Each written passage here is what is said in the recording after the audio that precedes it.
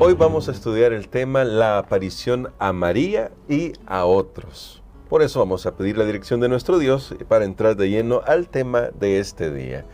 Querido Padre, queremos aprender de tu palabra y hoy hay muchas lecciones que podemos extraer de la porción bíblica que vamos a considerar en el Evangelio de Marcos. Ilumínanos con tu Espíritu Santo, lo pedimos en Jesús. Amén. El día de ayer, nuestra pastora Ani Perla ya comenzaba a introducir el tema de la incredulidad, pero justamente en ese tema y antes de llegar a esa aparición que hace a los discípulos, me parece curioso el tema que vamos a tener hoy porque vamos a leer la siguiente sección. No vamos a leer toda la sección que va desde el verso 9 hasta el verso 20, hasta terminar el libro de Marcos, pero quisiera destacar, pastor, algunos elementos sobre las apariciones que hace ya Jesús resucitado a algunas personas.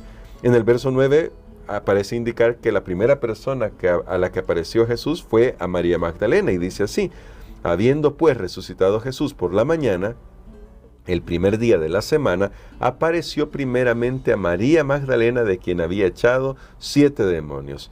Luego el texto nos comienza a decir que apareció en el verso 12, en otra forma, a 2 discípulos que iban de camino. Eso ya nos da otros detalles, otro de los evangelios.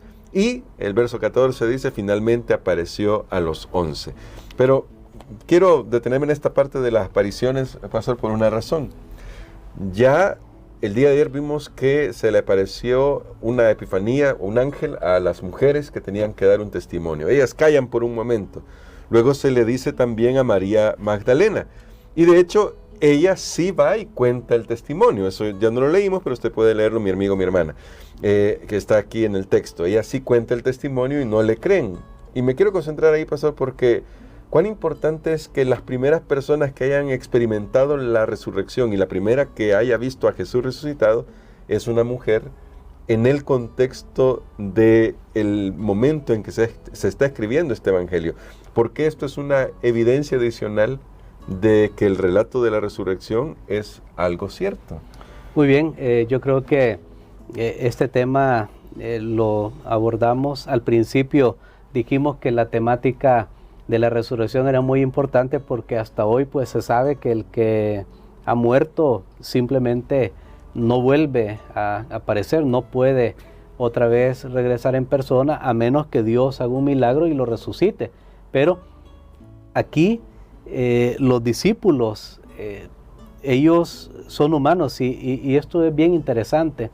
Esto es bien interesante. Si ellos hubieran intentado fraguar un relato que quisieran engañar a las personas, hay elementos que no los hubieran puesto. Sí. Y precisamente uno de esos es que es una mujer la que ellos en el relato, pues porque fue así, pero claro, digamos en el relato aparece una mujer, es la primera, la que está al frente de ser testiga de la resurrección de Jesús.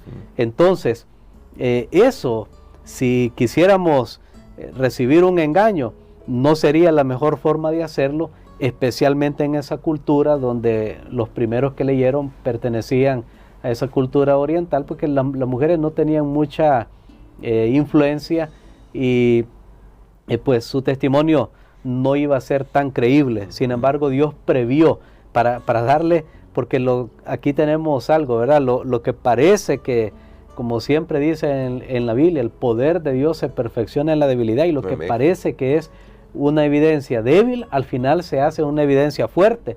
Otro aspecto que tenemos ahí es que ellos mismos escriben acerca de ellos, de su incredulidad. Que no le creyeron. Si ellos quisieran engañarnos, pues ellos nos darían un cuadro más positivo, claro, acerca de ellos. Recordemos que aún entre los mismos discípulos, esto por ejemplo lo narra Juan, aún entre los mismos discípulos había uno, Tomás, que estaba dudando y él dijo, no, bueno, yo voy hasta no ver, no creer. Sí. Y yo tengo que tocar, yo tengo que ver. Bueno, finalmente Jesús se le aparece y trata este tema de la incredulidad con él.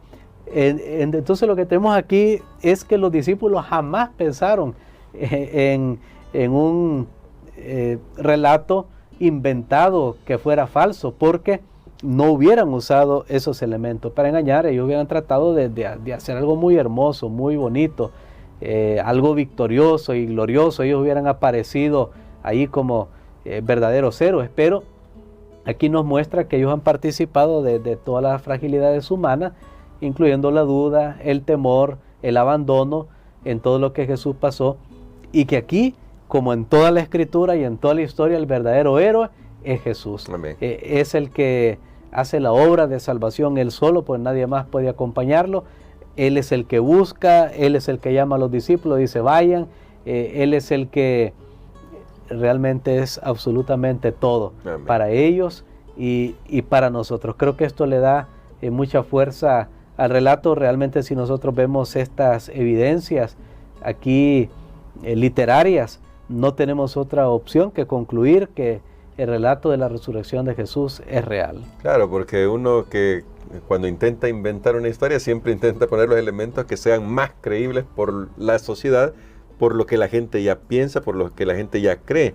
Pero tocando el tema esto de la incredulidad, pastor, para que hoy podamos profundizar en esa idea que ya traíamos desde el día de ayer, dice el verso 14 de San Marcos 16.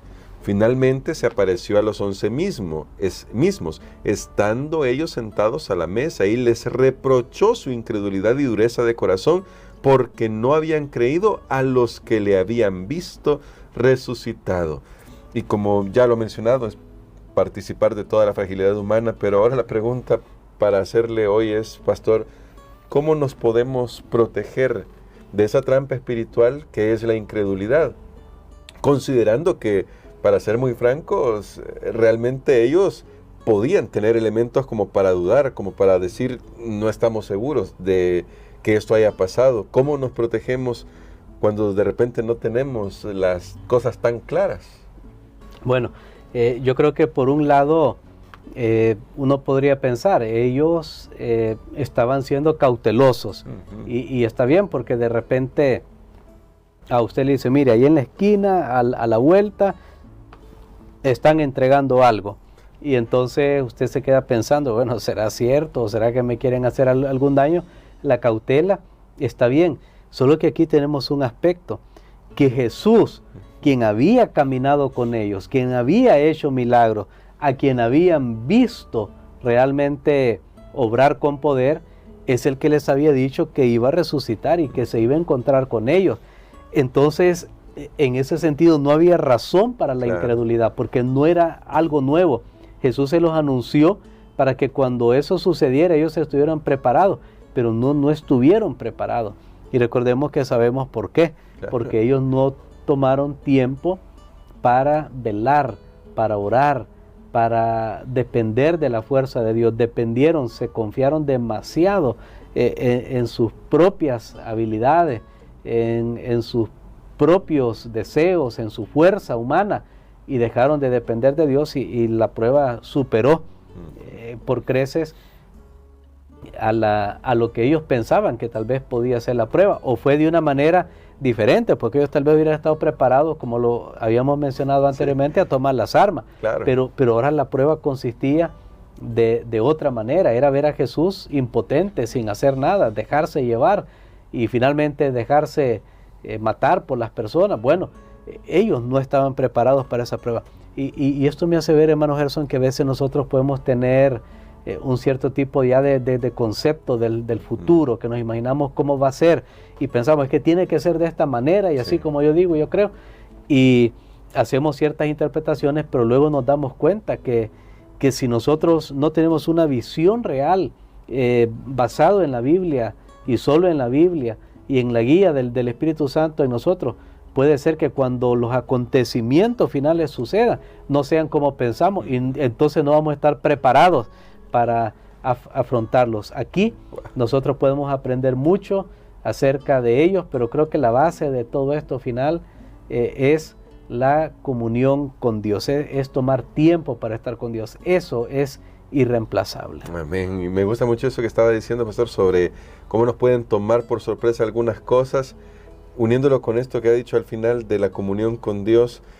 ¿Por qué a veces nos cuesta tanto a los seres humanos pasar tiempo con Dios si sabemos que al final pase lo que pase en la historia, lo que nos prepara no es si podemos nosotros predecir lo que va a pasar, sino que estemos tomados de la mano de Dios porque Él sí sabe lo que va a pasar. Muy bien, es que aquí tenemos el aspecto, es lo que decía Pablo, en mi carne no mora el bien. Recordemos que el pecado lo que produjo cuando ocurrió fue separación entre Dios y el hombre. El hombre dice, tuve miedo. Tenemos algo en nuestra naturaleza que, aunque Dios nos creó para Él, y claro, hay algo que nos atrae a Él, también hay algo que nos aleja de Él.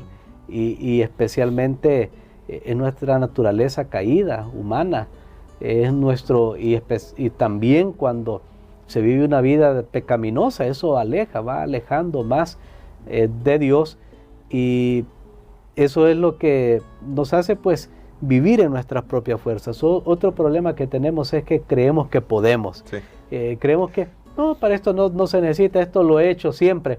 O sea, voy a poner un ejemplo aquí tal vez extremo, pero ¿quién le pide a Jesús cada día para decirle, Señor, ayúdame a ponerme hoy el pantalón, la camisa y las medias? No. Sí, yo porque tengo que pedirle que me ayude. Tal vez, como dije, estoy poniendo un caso bien extremo, bien exagerado. Pero ¿qué le parece que alguien ora y agradece al Señor y le dice, Señor, gracias porque hoy pude ponerme el pantalón, hoy pude ponerme las medias? Son cosas que damos muy por sentado. Sí. Pero ¿quién dice que siempre vamos a tener la capacidad de hacerlo? Hay unos dispositivos que venden bien interesantes. Las personas que ya no pueden agacharse por alguna razón de salud o alguna razón especial, ellos y se quieren poner unas medias, ¿cómo hacen? Bueno, hay unos unos aparatos como en forma de pie, y se pone la media primero y luego se mete el pie y ya la media queda en el pie. Bien interesante. Usted y yo, por ahora, gracias a Dios, no necesitamos eso. Pero, o sea, solo pongo el ejemplo, es que pensamos que podemos. Sí. Recuerden, lo primero que dije, ¿por qué nos cuesta? ¿Por qué no buscamos a Dios en oración? Bueno, primero hay algo en nuestra naturaleza que nos separa de Dios, el pecado nos separa y nos mantiene alejados de Él. Pero otro gran problema de los cristianos, sí amamos a Dios y todo, pero creemos que podemos hacer las cosas. Sí. Y como dijo alguien, yo creo, dice, que aún si Dios se retirara de la iglesia hoy, lo estoy parafraseando en mis propias palabras, dice, la iglesia seguiría haciendo el 95% de lo que está haciendo. O sea, ¿qué significa eso? Que no estamos haciendo nada extraordinario. Sí. No estamos haciendo algo que podamos decir, no, esto lo hizo Dios, porque si no, no hubiera manera de hacerlo. Bueno, ese es otro factor que nos impide tener comunión con Dios. Creemos que podemos, pero tenemos que aceptar las palabras de Jesús: sin mí nada podéis hacer. Y aún aquellas cosas que hoy estamos haciendo, tampoco las estamos haciendo solos. Al final, en Él vivimos, nos movemos, somos.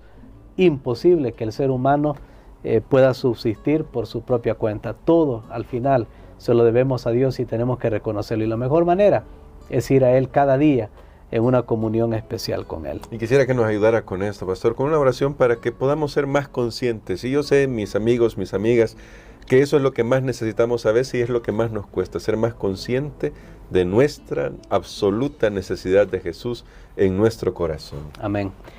Padre, nuevamente hoy venimos a ti, Señor, para pedirte tu ayuda, para que podamos tener siempre el deseo de buscarte, de estar contigo.